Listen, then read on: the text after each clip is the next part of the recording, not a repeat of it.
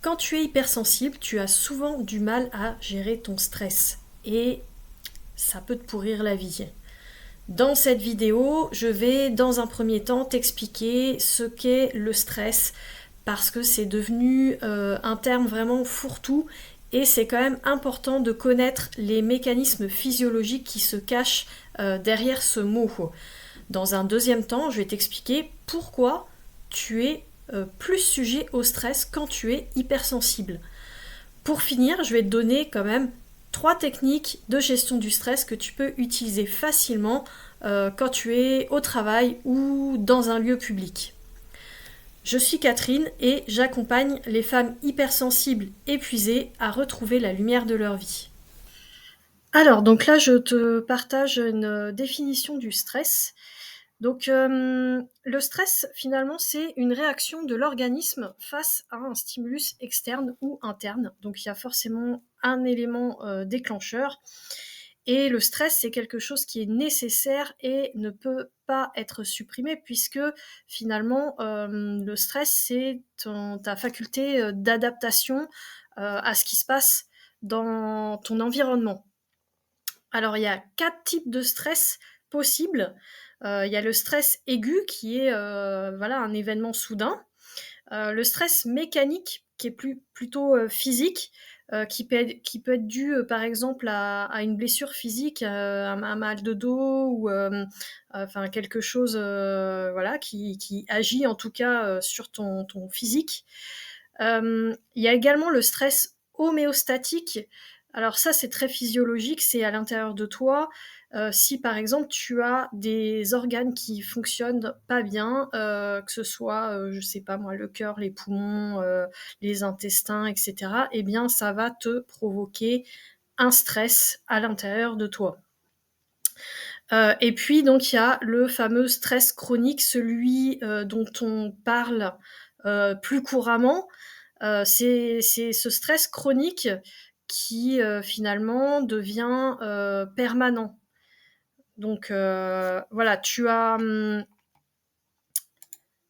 ensuite le circuit de la réactivité que je t'explique, puisque donc je viens de t'expliquer que tu as forcément un déclencheur qui soit interne ou externe. Puis tu arrives effectivement à la réactivité, donc c'est-à-dire l'accélérateur. Et quand tu arrives sur cet accélérateur, donc il y a 3 modes qui peuvent se déclencher. Le premier mode qui se déclenche, c'est le mode instinctif, automatique, inconscient, et ça va être de la lutte, de la fuite ou de l'inhibition. Le deuxième, c'est l'émotionnel. Là, c'est préconscient. Et donc, on a une réaction hormonale qui se passe et qui déclenche des émotions. Le dernier, c'est le préfrontal, donc le conscient, où là, effectivement, on peut être dans la réflexion, le mental, mais en sachant que donc c'est les 2 autres qui se déclenchent avant le préfrontal.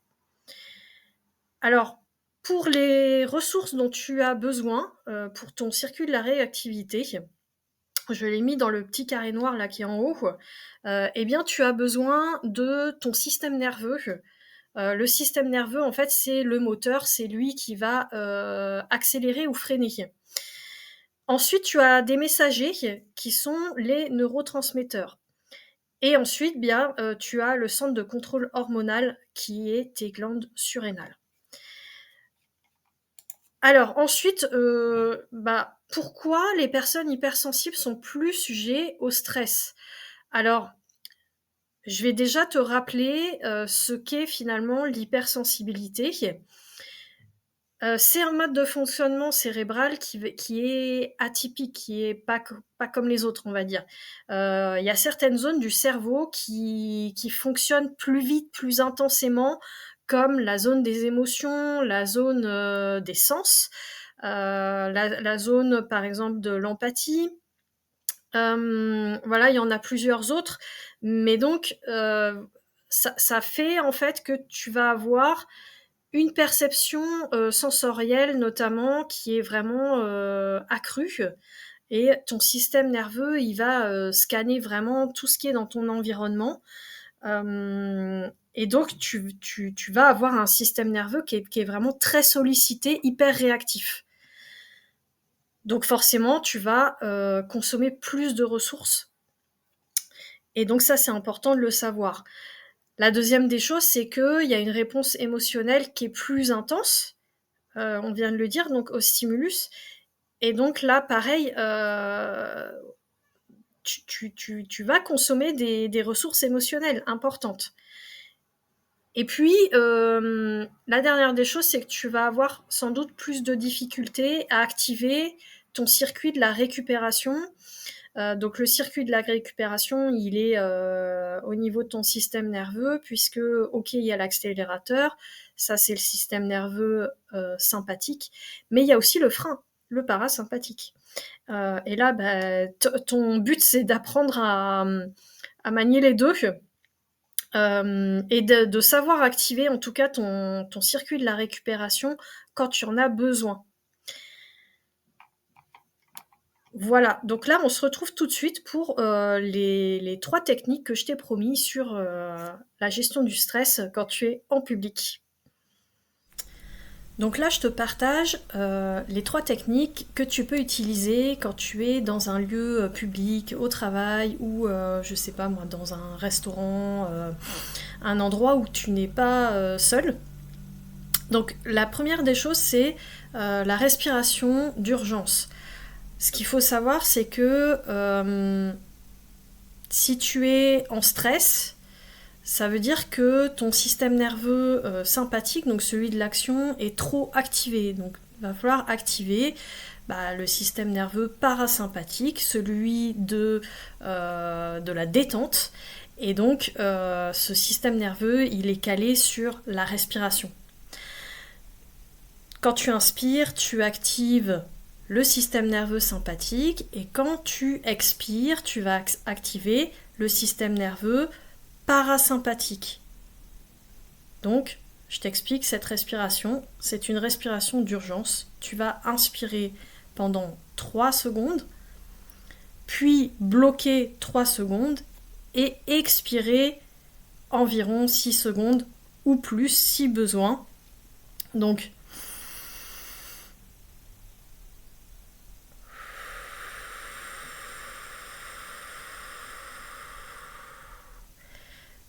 tu vas expirer de manière vraiment lente, voilà, assez lente. Et donc cette respiration-là, tu peux la faire 2, 3, 4 fois de suite. Et normalement, donc, ton système parasympathique va se réactiver et ça va te calmer.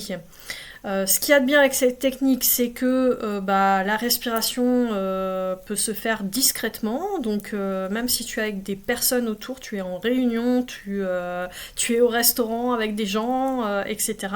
Et tu peux le faire de manière totalement discrète sans que les gens s'en aperçoivent. Et donc voilà, c'est quand même assez facile de le faire et ça te permet de réguler donc ton stress. Ensuite, donc, je te partage 3 petits exercices pour stimuler ton nerf vague, parce que le nerf vague, il est fort relié à ton système nerveux parasympathique, et donc ça va t'aider en fait à te détendre.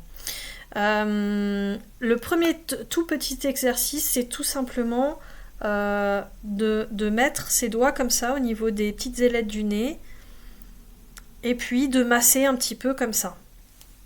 Voilà, c'est tout simple. Tu vas voir que, par exemple, si tu as une fatigue, un mal de tête ou quelque chose comme ça qui commence à arriver, ce petit exercice-là, il va t'aider.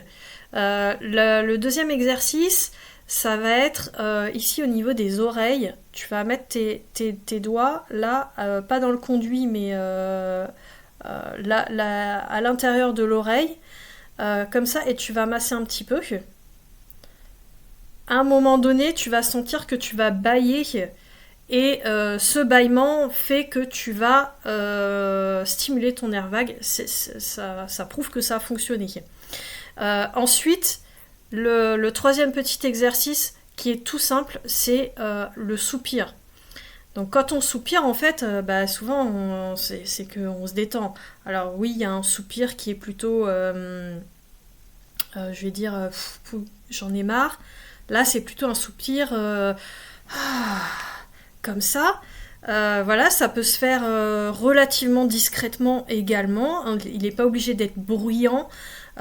Plus c'est bruyant et plus ça fonctionne, mais voilà, on n'est pas obligé de le faire bruyamment en tout cas. Et donc ça, c'est des petites choses que tu peux faire quand même très facilement dans un lieu public également.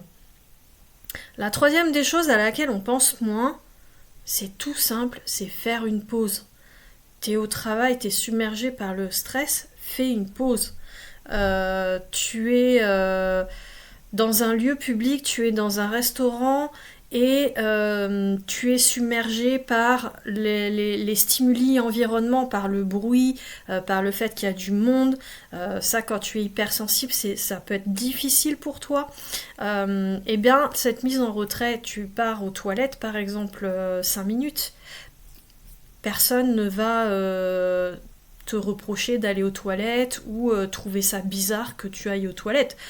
Tout le monde le fait, donc voilà, et ça te permet de prendre une petite pause sensorielle, le temps de te remettre et peut-être de faire ces respirations d'urgence aux toilettes ou en tout cas dans un lieu plus calme. Donc tu vois, ça peut être des choses vraiment toutes simples. Petit rappel, pour toi qui es hypersensible, les bouchons d'oreille, c'est bien. Quand tu es dans un lieu, tu sais que tu vas aller dans un lieu qui est bruyant. Achète-toi des bouchons d'oreille, garde-les dans ton sac et sors-les quand on a besoin. Tu vas voir que c'est hyper pratique. Et si tu as peur que les gens te fassent des remarques parce que tu mets des bouchons d'oreille, explique-leur tout simplement que tu es sensible au bruit, qu'il y a trop de bruit ambiant et que ça te gêne. Les gens vont comprendre, il n'y aura aucun souci. Voilà. En conclusion de cette vidéo, je vais quand même t'expliquer que la gestion du stress, c'est quand même mieux de l'envisager de manière globale et préventive plutôt que de manière uniquement réactive avec des tips et des outils. Particulièrement quand tu es hypersensible, pour voyager dans la vie, tu as besoin de te constituer un sac à dos de ressources. Tu as besoin en fait de te ressourcer quotidiennement du fait quand même que tu as un fonctionnement particulier. Et finalement, mettre en place ce système de ressources, ça va t'aider de manière globale, à la fois dans la gestion du stress, mais aussi pour mieux vivre tes émotions, pour reconstituer ton énergie par exemple, ou encore avoir confiance en toi. Ça va être finalement indispensable. Et tu vas voir que ce système, il va te redonner du pouvoir. Tu vas voir une amélioration très nette dans la relation que tu as aux autres, mais aussi avec toi-même. En tout cas, je te remercie d'être resté jusqu'à la fin de la vidéo. Si ça t'intéresse de mettre ce système de ressources en place au sein de la communauté des Lucioles, je t'offre ce rendez-vous découverte 100% gratuit. Tu trouveras le lien dans la description.